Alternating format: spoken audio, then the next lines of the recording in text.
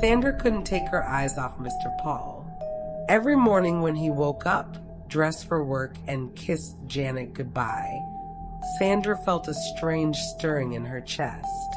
This wasn't supposed to happen. Snake women like her and Janet were trained to see humans as nothing more than prey, assignments to be completed. Yet here she was, watching this man with something that felt dangerously close to desire. "Sandra, are you even listening to me?" Janet snapped her fingers in front of Sandra's face. They were sitting in the living room, pretending to watch television while Mr. Paul was at work. Yes. You were saying something about Mr. Innocent getting sicker," Sandra replied, trying to shake off her thoughts. "He's in the hospital now. The doctors can't figure out what's wrong with him. They've run every test imaginable." Janet smiled wickedly. "In 3 weeks, he'll be unalived, and no one will suspect a thing." Sandra nodded absently. She had bigger problems than Mr. Innocent. The snake mother had given her a secondary mission, one she hadn't told Janet about yet. If Janet failed to complete her assignment within the next 2 months, Sandra was to eliminate her and take over. It was the way of their kind. Failure meant unaliving. But now Sandra had discovered something that complicated everything. She wanted Mr. Paul for herself, and the only way to have him was to get rid of Janet. That evening, when Mr. Paul came home, Sandra made sure to be in the kitchen wearing one of Janet's dresses that hugged her curves perfectly. She had learned that Mr. Paul had a weakness for beauty, and Sandra knew she was just as stunning as Janet. "Oh, Sandra, you're cooking?" Mr. Paul asked, surprised. "Where's Janet?" "She said she had a headache and went to lie down. I thought I'd help out." Sandra smiled sweetly, stirring the pot of stew. "You know, Mr. Paul, Janet is lucky to have a husband like you. After everything that happened with Mr. Innocent, you still stood by her." Mr. Paul's face darkened at the mention of that incident. "I love my wife, Sandra. Even though I don't understand why she was at that man's house, I know she wouldn't deliberately hurt me." Sandra moved closer, her voice dropping to a whisper. "But what if I told you there are things about Janet you don't know? Things that would shock you?" Mr. Paul stepped back, uncomfortable with her proximity. "What are you talking about?" Before Sandra could answer, Janet appeared in the doorway, her eyes flashing with anger. "Sandra, can I see you in the bedroom? Now." Sandra followed Janet, her heart pounding. She had pushed too far, too fast. Once the bedroom door closed, Janet grabbed Sandra by the throat, her grip supernaturally strong. "What do you think you're doing?" she hissed. "Janet, I was just making conversation," Sandra gasped. "Stay away from my husband. I saw the way you looked at him. Remember why we're here. We have a mission." Sandra pulled away, rubbing her neck. "Maybe you're the one who's forgotten the mission. You're taking too long, Janet. The snake mother is losing patience. And when she loses patience, people unalive." Janet's eyes narrowed. "Is that a threat?" "It's a warning. Finish what you started, or I'll have to finish it for you. And trust me, you don't want that." That night, Janet couldn't sleep. She lay next to her husband, listening to his steady breathing, and for the first time in years, she felt something she thought she'd lost forever: fear. Not fear of the snake mother or Sandra, but fear of losing the life she had built. Despite being a monster, despite unaliving 16 people, she had grown attached to this existence, to this man sleeping beside her. She had never meant to fall in love with Mr. Paul. It was supposed to be simple: marry a human, blend in, complete the mission, and move on. But 5 years had passed, and she still couldn't bring herself to leave him. The snake mother had been patient, but that patience was running out. Janet slipped out of bed and walked to the window. In the distance, she could see Mr. Innocent's house, dark and empty while he lay unliving in the hospital.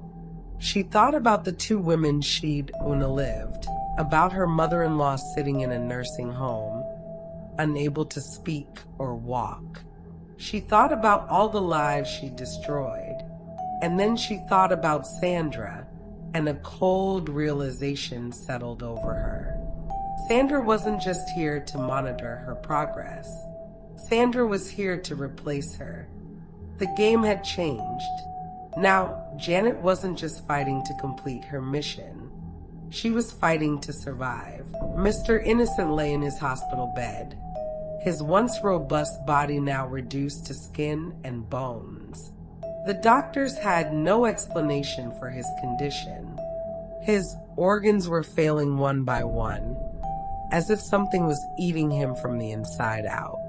His family surrounded his bed, praying, crying, begging for a miracle that would never come.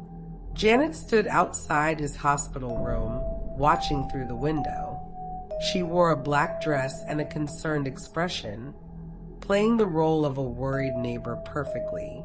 In her hand, she carried a basket of fruits, a gesture of sympathy that made her seem like an angel of mercy rather than the angel of living she truly was. "Mrs. Paul, how kind of you to visit," Mr. Innocent's sister said, approaching Janet with red, swollen eyes. "Despite everything that happened between your husband and my brother, you still came." "Of course," Janet replied softly. "Whatever happened between them, I don't wish this on anyone." "How is he doing?" The sister shook her head. "Not good. The doctors say his kidneys are failing now. They don't think he'll last the week." "I'm so sorry," Janet said. And the twisted part was that a small piece of her actually meant it. Not sorry enough to save him, but sorry that it had come to this. "May I see him?" Just for a moment, the sister nodded and led Janet into the room. Mr. Innocent's eyes fluttered open when he saw her. Despite his weakened state, recognition and fear flashed across his face. He tried to speak, but only a weak croak came out. Janet leaned close, pretending to adjust his pillow. "Shh, don't strain yourself," she whispered so only he could hear. "I just wanted to see my handiwork up close. You should have kept your hands to yourself, Mr. Innocent. You should have respected that I was married. But you just had to push, didn't you? And now look at you." Mr. Innocent's eyes widened with terror. He understood now. Somehow, impossibly, this woman was responsible for his suffering.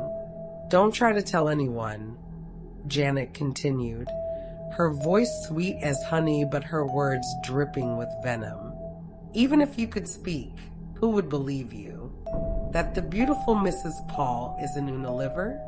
They'd think you were delirious from the illness." She patted his hand gently. "Live well, Mr. Innocent. You have about 5 days left. Use them wisely." She straightened up, her public mask back in place. "I'll be praying for you," she said loudly enough for the family to hear, then left the room. As Janet walked through the hospital corridor, she felt a presence following her. She didn't need to turn around to know it was Sandra. The other snake woman had been shadowing her movements for days. "That was cruel, even for us," Sandra said when they reached the parking lot. "He deserved it," Janet replied coldly. "He tried to destroy my marriage." "Your marriage?" Sandra laughed. "Listen to yourself, Janet. You're talking like you're really human, like this is your real life. Have you forgotten what you are? What we are? Janet spun around, her eyes flashing. I know exactly what I am. Do you? Because from where I'm standing, it looks like you've gone soft. You're attached to that human husband of yours. You're playing house when you should be completing the mission. I am completing the mission. Mr. Innocent will be unalived in 5 days. That's 17 neighbors. Only 8 more to go. 8 more in 2 months, Sandra reminded her. That's one every week. Can you do it, Janet? Can you unalive someone every week for the next 8 weeks? Because if you can't, the snake mother will send someone who can. Janet's jaw tightened. I can do it. Good. Because I'd hate to have to unalive you, Janet. Despite everything, I've always admired you. You were the best of us, the most ruthless. But lately I'm not so sure. Sandra walked away, leaving Janet standing alone in the parking lot. The evening sun cast long shadows across the pavement, and Janet felt the weight of those shadows pressing down on her. She had 8 weeks to unalive 8 people, or she would become the prey instead of the predator. When Janet got home, she found Mr. Paul in the living room, looking at old photo albums. He looked up when she entered, his face troubled. Janet, can we talk? Her heart sank. Of course. What's wrong? It's about Sandra. She said something strange to me today while you were at the hospital. She said there are things about you I don't know. Things that would shock me. What did she mean? Janet felt panic rising in her chest, but she forced herself to remain calm. I don't know what she's talking about, darling. Maybe she's just trying to cause trouble. But why would she do that? Some people enjoy creating drama, Janet said, sitting next to him and taking his hand. You know me, Paul. You've known me for 5 years. Have I ever given you a reason not to trust me? Apart from that misunderstanding with Mr. Innocent, which I've explained was not what it looked like. Mr. Paul studied her face, searching for something. No, you haven't. It's just strange things have been happening in this neighborhood since we moved here. So many people have unalived or gotten sick. And you always seem to be out at night when these things happen. Janet's blood ran cold. Paul, are you suggesting I have something to do with our neighbor's unliving? No, of course not, he said quickly. I'm just saying it's strange, that's all. And now Sandra is here, acting weird, saying mysterious things. I just want to understand what's going on. Janet kissed his forehead gently. Nothing is going on, my love. Sandra is probably jealous. She's never been married, never had what we have. Sometimes people who are unhappy try to make others unhappy too. Mr. Paul nodded, seeming to accept this explanation, but Janet could see the doubt lingering in his eyes. Sandra was planting seeds of suspicion, and if Janet wasn't careful, those seeds would grow into something she couldn't control. That night, after Mr. Paul fell asleep, Janet transformed into her snake form and slithered out of the house. She had to send a message to Sandra, and it had to be delivered in person. She found Sandra in the guest room, lying in bed, staring at the ceiling. Janet transformed back into her human form, unclothed and furious. What are you doing? She hissed. Why are you trying to turn my husband against me? Sandra sat up, unafraid. I'm trying to wake you up, Janet.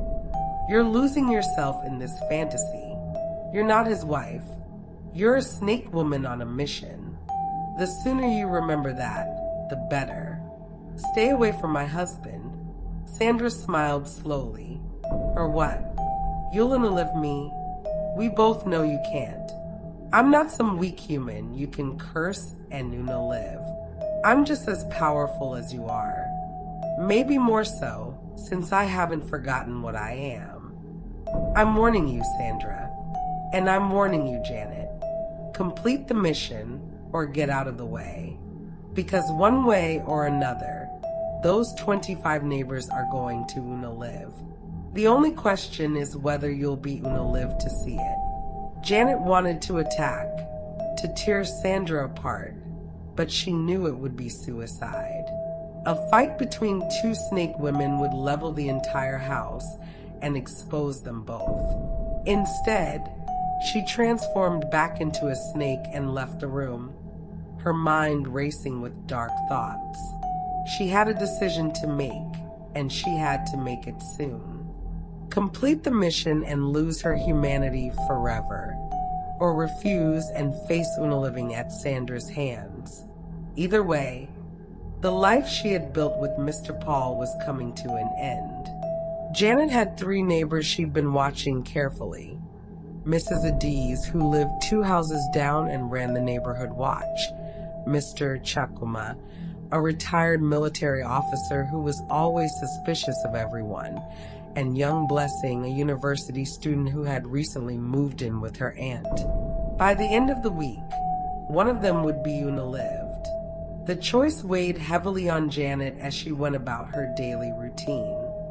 She cooked breakfast for Mr. Paul, kissed him goodbye when he left for work, and smiled at Sandra across the table, all while planning Unaliving in her mind. "You're quiet today," Sandra observed, sipping her tea. "Thinking about who's next? That's none of your business. Actually, it is my business. The snake mother sent me here to ensure you complete the mission. So tell me, who have you chosen?" Janet remained silent, stirring her own tea without drinking it. The truth was, she hadn't chosen yet.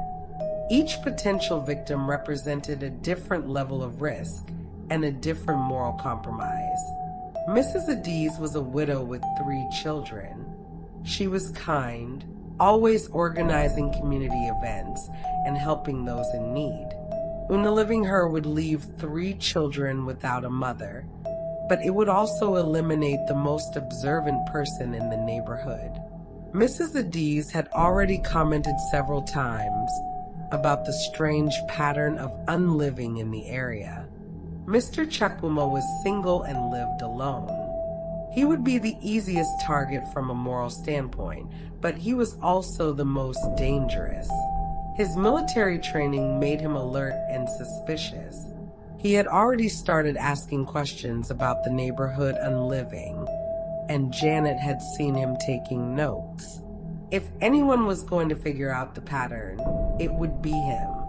Blessing was young, barely 21, with her whole life ahead of her. She was innocent, friendly to everyone, and had no idea she lived in a neighborhood stalked by unliving. She would be the easiest Unalive physically, but the hardest emotionally. Janet had watched Blessing water her aunt's garden in the mornings, singing softly to herself, full of hope and dreams. "Still can't decide?" Sandra asked, breaking into Janet's thoughts. "Let me make it easy for you. Unalive the girl. She's young, trusting, and won't see it coming. Quick and clean." "No," Janet said immediately. "No." Sandra's eyebrows rose. "Since when do you have preferences about who unalives? I'll choose my own target." "Fine, but choose soon. We're already into week 1, and you need to maintain your pace. 1 per week, remember? The clock is ticking." That evening, Janet walked through the neighborhood, observing her potential victims. Mrs. Adiz was hanging laundry outside, calling out to her children to help her. Mr. Chakwuma was washing his car, his eyes constantly scanning the street as if expecting trouble. Blessing was sitting on her aunt's porch, studying with headphones on, oblivious to the world. As Janet watched them, she felt something she had rarely experienced in her years as a snake woman. genuine remorse. These people weren't bad. They didn't deserve to live. They were simply unlucky enough to live in the neighborhood she'd been assigned to clear. "Beautiful evening, isn't it, Mrs. Paul?" a voice said behind her. Janet turned to find Mr. Chukwuma standing there, his expression unreadable. "Yes, it is, Mr. Chukwuma. I've been meaning to talk to you. You've lived here longer than most of us. 5 years, isn't it?" "Yes, that's right. Strange how so many people have lived or gotten sick in that time. 16 unliving, to be exact. I've been keeping track." He pulled out a small notebook. All different causes, all seemingly unrelated. But the pattern is interesting. They all lived within a 3-block radius. They all lived at night. And the unliving started shortly after you and your husband moved in. Janet's heart raced, but she kept her expression neutral. "Are you suggesting something, Mr. Chukwuma?" "I'm not suggesting anything. Just observing patterns. It's what I was trained to do in the military. Find patterns, identify threats." He smiled, but it didn't reach his eyes. "I'm sure it's just a coincidence. This neighborhood probably had a high unliving rate before you arrived, too." "Probably," Janet agreed, her mind racing. Mr. Chukwuma was more dangerous than she'd thought. He had been documenting everything, looking for connections. He had to be dealt with soon. "Well, I should get back to my car. Have a good evening, Mrs. Paul. Oh, and be careful walking around at night. With all these unliving, you never know what might be lurking in the darkness." He walked away, leaving Janet shaken. That night, she made her decision. Mr. Chukwuma would be next. He was too close to the truth, and if he continued his investigation, he might expose not just Janet, but all snake women operating in the human world. It was self-defense, she told herself. She had no choice. But as she lay in bed next to Mr. Paul, Janet couldn't shake the feeling that she was crossing a line she could never uncross. All her previous victims had been chosen somewhat randomly, or because they had wronged her in some way. But Mr. Chukwuma was different. He was being lived simply for being smart enough to notice what others couldn't see. "Janet, are you awake?" Mr. Paul whispered in the darkness. "Yes, I'm worried about you. You've been distant lately, distracted. And Sandra being here seems to be making things worse. Maybe she should leave." Janet turned to face him. "Would you do that for me? Ask her to leave?" "Of course. You're my wife. Your comfort comes first." Janet felt tears welling up in her eyes. How could she continue to deceive this man who loved her so completely? How could she lived when every unliving pushed her further away from the woman he thought she was? "Paul, if I told you something terrible about myself, would you still love me?" He touched her face gently. "Janet, whatever it is, we can face it together. I love you. Nothing can change that." But he was wrong. Some things couldn't be faced together. Some truths would destroy everything. Janet swallowed her confession and instead kissed him deeply, trying to memorize the feeling of his lips, his warmth, his humanity. Because soon, very soon, she would have to give all of this up. The next morning, Sandra cornered her in the kitchen. "So, have you decided?" "Yes, Mr. Chukwuma. He's getting too close to the truth." Sandra nodded approvingly. "Smart choice. When?" "Tomorrow night. I'll make it look like a heart attack. He's the right age for it, and with his military history, it won't be questioned." "Good. Finally, you're thinking like a snake woman again." Sandra paused. "And after you live him, I want you to tell your husband that I need to leave. I'll actually go stay at a hotel nearby. But he doesn't need to know that. It'll be easier for you to work without me in the house watching your every move. Janet was surprised. Why would you do that? Because despite what you think, I'm not your enemy, Janet. I'm here to help you complete the mission. And I can see that having me around is making you tense, making your husband suspicious. So I'll give you space. But don't mistake this for kindness. If you fail, I'll be back and I won't be alone. That evening, Janet watched Mr. Chukwuma through his window. He was sitting at his desk, writing in his notebook, probably adding more observations about the neighborhood unliving. He had no idea that tomorrow would be his last day on Unalive, that his investigation would Unalive with him. Janet felt sick to her stomach, but she had made her choice. She would Unalive Mr. Chukwuma, protect her secret, and buy herself another week.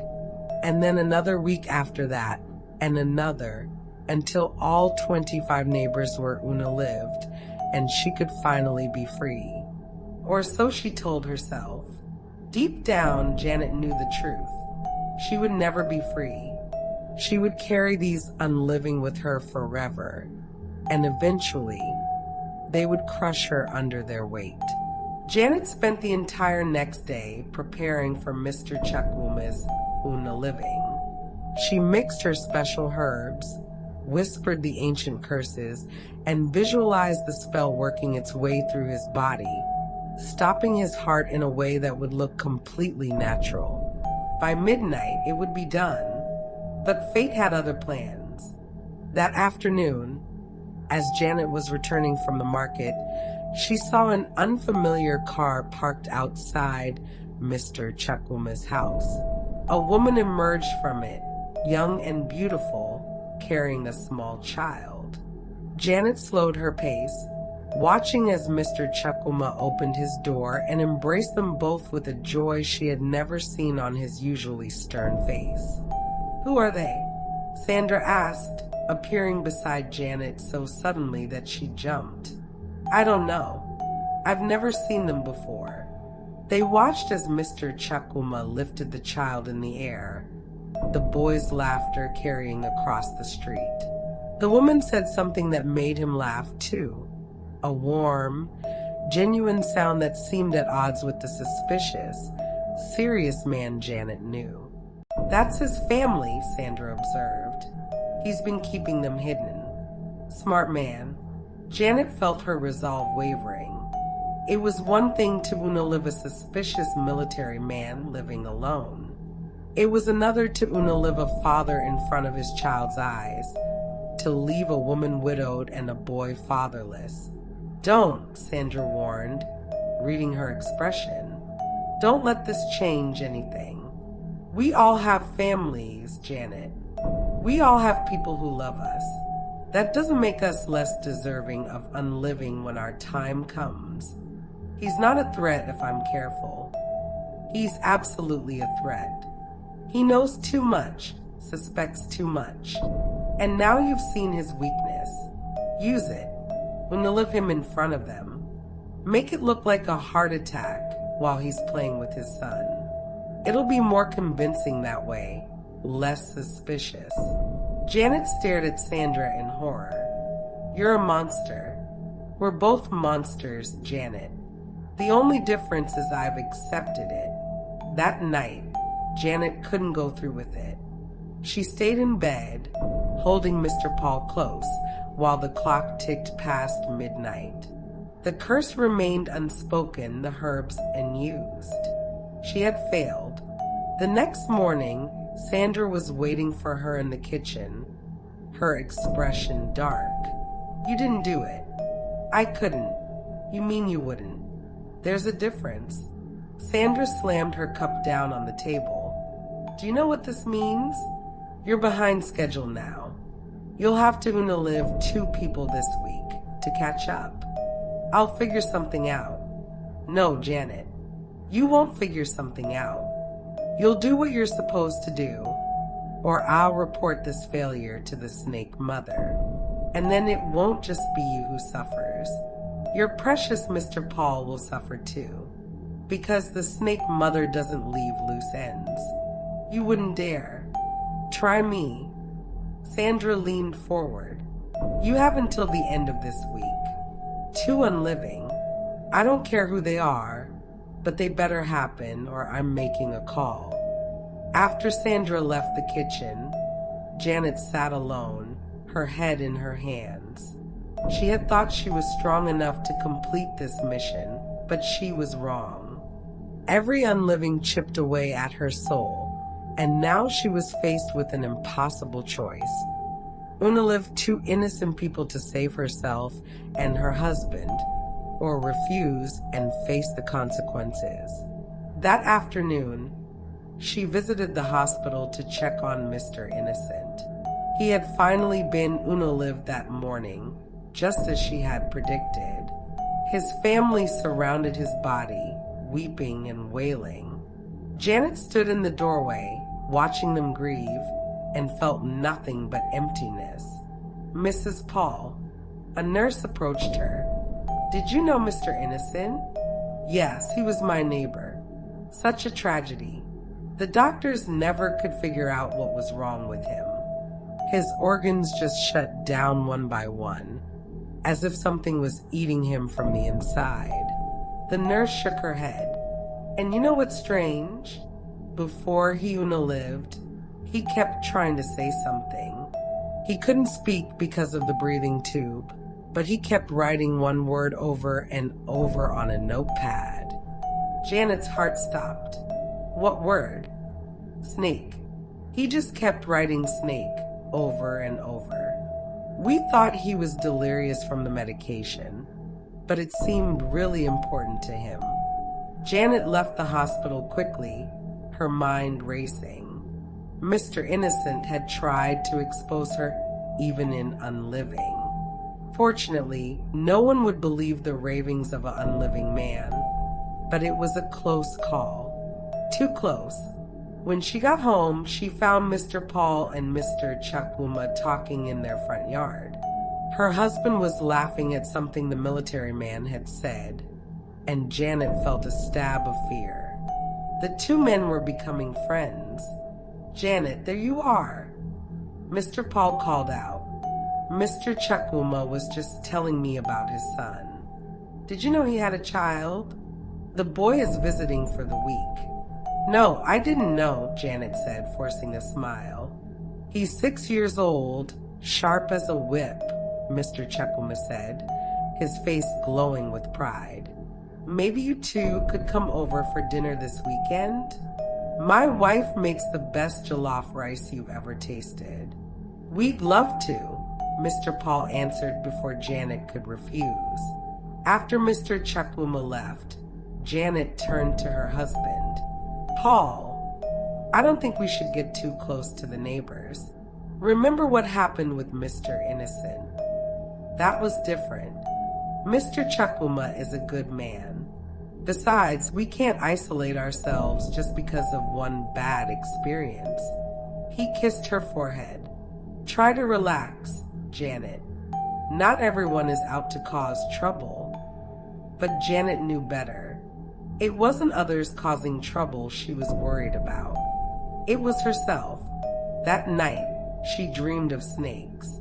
Hundreds of them, slithering through the neighborhood, wrapping around houses, squeezing the life out of everyone inside. She woke up gasping, covered in sweat, to find Mr. Paul shaking her gently. You were screaming in your sleep, he said, concerned. Another nightmare? Yes. I'm sorry I woke you. Janet, maybe you should see someone. These nightmares are getting worse. And with all the stress from Sandra being here, Mr. Innocent being unalived, everything that's happened. I'm fine, Paul. Really. But she wasn't fine. She was falling apart, piece by piece, and she didn't know how to stop it. The next day, Sandra gave her an ultimatum. Tonight. Pick 2 people and finish them tonight, or I'm calling the snake mother. I need more time. You've had 5 years, Janet. How much more time do you need? The mission was supposed to be completed in 1 year. 1 year. The snake mother has been patient because you were her favorite, but that patience has run out.